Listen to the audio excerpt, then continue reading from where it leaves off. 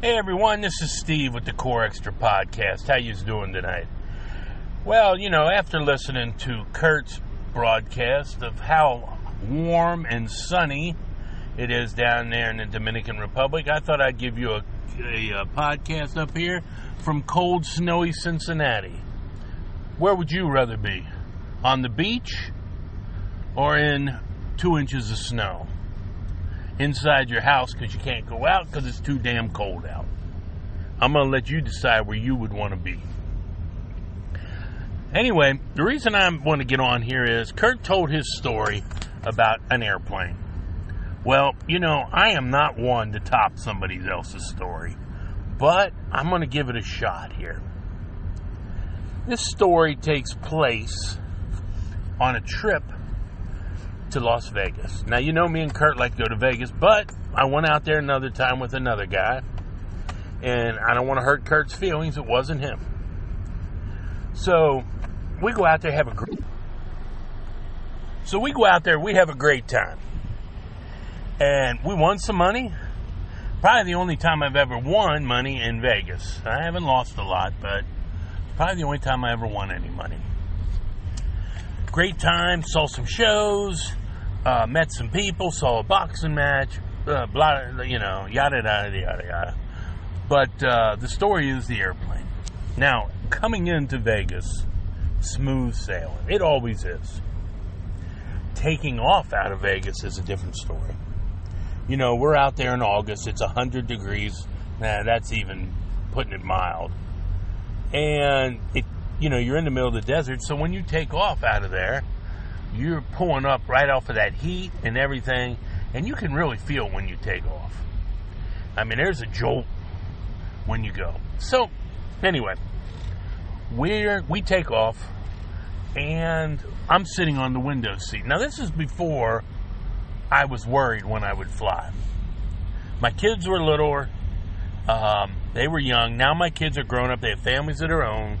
So I don't worry as much because they don't need me no more. They didn't need me for moral support, but it's not like financial support or anything. Matter of fact, they can support me. So I am so calm flying anymore. I don't even care if the plane goes down. I live my life. I'm fine with it. So anyway, I don't even worry about this stuff anymore. So we're on the plane, but at this time I did. We're in the plane, and we take off. And I'm sitting on the wing, and, we're climbing, but we just don't seem to be getting too high. And, all of a sudden I see on the wing this big jet stream coming out. So I'm looking around at the other people, and the people see it, and nobody wants to say anything. So I figure, I'm going to press the button for the stewardess. Now, the stewardesses aren't up yet. I guess they were stewardesses then, not flight attendants. They were stewardesses. So please don't write into us. So I pushed a button, and I believe it even said stewardess on it. So as soon as I pushed the button, the captain comes over. And, he gives us that. I'm probably not going to do it as good as Kurt, but he gives us that. This is the captain speaking. We're having a little bit of difficulty. We're going to have to turn around to Vegas, and we'll go from there. Okay, so that's fine. Well, you and I both know you can't just turn the plane around in midair. You got to make this wide swoop to turn around. So, as we turn around, my buddy's on the other wing, small plane. Well, not a small plane, 3 and 3, but we didn't sit together. And he looks over to me and says, that stream's coming out of this. Now, we're going over Lake Mead. I don't know if you're familiar where Lake Mead is. Huge lake out there. The Hoover Dam's attached to it. So, there you go. Huge lake, fishing, everything. So, we're going over, and you can see the blue water, and this big stream comes out of his wing. And the captain comes over again and says, okay, now we are on our departure to the airport. Brace yourself. That's what he said. Brace yourself. Not for impact. Just brace yourself. I'm not really sure what that means. But everybody put their heads on their lap. I mean, big deal. If we hit the ground, we hit the ground. I mean, we're done. No, but like, you drop from that high, nobody survives. So, as we're pulling in to land, I happen to look up because, I want to see what's going on. Whether or not we're going to crash or not, I just want to see what's going on. So I look out the window, and there's fire trucks along the entire runway. Now, I know it wasn't a show, and they obviously had to be there for us. So as you're coming in with fire trucks, there's not just like 3 or 4. They are staggered along the runway, not where you land, but where you would crash, so they can put the fire out. So they're every 100 feet or 100 yards. So just in case you don't make it to the next 100, we got a fire truck there. So as we pull along and we go by the fire trucks, we land. Perfect landing. Well, it turns out that what we were doing is we were dumping the fuel. Now, obviously, when you dump the fuel makes it, what am I saying here? The fuel will make a bigger explosion if there's more fuel in the plane. So the pilot must have thought, this might be close. And brace yourself must mean, I don't know, it's not as bad as kiss your ass goodbye, but brace yourself. So we dumped all the fuel over Lake Mead on some unsuspecting fisherman that was fishing in the lake. So as we're coming in, it's every 100 yards there's another fire truck on both sides. So there were probably 25 fire trucks and ambulances, like they really need them to pick up the pieces. They might as well have had the meat wagons along the road. So we land, and they push open the doors, and I guess they decide they don't have to put the slides out. So we don't get off the plane. We just stand there on the plane. Everything's fine. We're on ground. We don't have no fuel, so we're not going to blow up. And they're bringing out people to look at the plane and decide whether or not we can take off again. Well, you can see how uneasy most of the passengers were. We don't want to be on this plane no more. And this was a direct flight from Cincinnati from Las Vegas to Cincinnati. So we don't want to be on the plane. And people are walking around looking at it. And this guy comes out in a business suit. Now, he must be the head of all of them. And he looks up at the plane. And he was right under my wing. And he looked up at the plane. He put his hands on his hips. And he just shook his head. Like, I don't think he was shaking his head.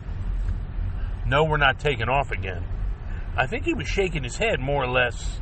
How did this thing make it? So that was my close call.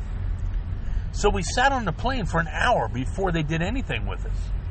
Now we're in Las Vegas. It's starting to get to be 10 o'clock, 11 o'clock in the morning. Well, when you sit there in the plane, the air conditioner's not working. It's 100 degrees outside. It's like being in an oven. So they take us off the plane, and they put us on another plane, which is going to Dallas. Now, this other plane they put us on is gigantic. It's the biggest plane I've ever been on. It's 353. So we have to fly through Dallas. Now, when my family was to meet me at the Cincinnati airport, and it says flight delayed. That's what it says. So they brought everybody into a room and explained. They brought everybody into the room. Everybody here who has passengers on flight, I'm just going to say 1703, come into this room. Well, that's not good when they say that. And they said the flight has been delayed. and everybody's in the room, I can remember my family saying, "What do you mean delayed?" Well, it's not delayed. I mean, it's delayed. It's going to take off again. Why was it delayed? Well, it had to come back because there was a problem with the landing gear. Well, that just scares the shit out of everybody that was there. But eventually they put us on the Dallas plane, and we flew into Dallas and then home. But with 5 seats across, I mean, we had 3 and 4 seats to each of us. So we were laying down on the way home, which was a nice ride on the way home. Now, there wasn't anybody praying as loud as that, because I think everybody had already, taken it that we were going to crash and explode. So we were past the praying point. We were, getting ready to meet the maker point. But anyway, that is my story. So you'll probably get more stories from Kurt from down there in the beautiful Dominican Republic, and I'm going to start letting out some more up here from cold Cincinnati. But before I go, I do want to put this out to all of our listeners. This is very important, because the flight that Kurt was on is probably going to be the same flight he's coming back to the States. So if anybody wants to send their resume in to be part of the Core Extra podcast and be a new host with me, because it sure as hell don't sound like Kurt's plane's coming back. Not through all that stuff. And he may even have to go over to Bermuda Triangle somehow. Maybe a tip of it. I'm not sure. So I'm taking resumes right now. So send them in, care of the Core Extra podcast. You can find us at all those places Kurt says all the time. Our Twitter, you can go look at us on Twitter. The easiest way I can tell you is go to Google Core Extra. We're the first ones. So send your resumes in, and maybe you can become a member of the Core Extra podcast. Let's hope not, but you never know. This is Steve, signing off.